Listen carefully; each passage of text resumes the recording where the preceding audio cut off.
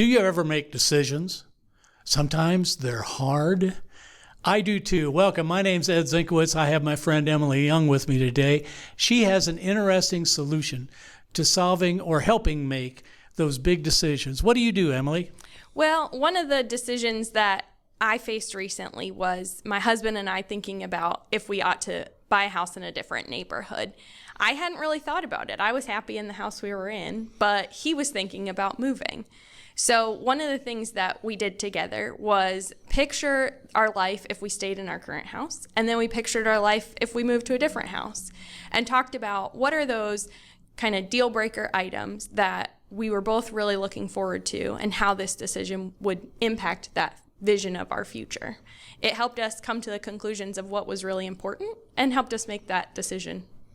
A deal breaker. Yeah. That's an interesting concept. So if this doesn't work, we shouldn't do it.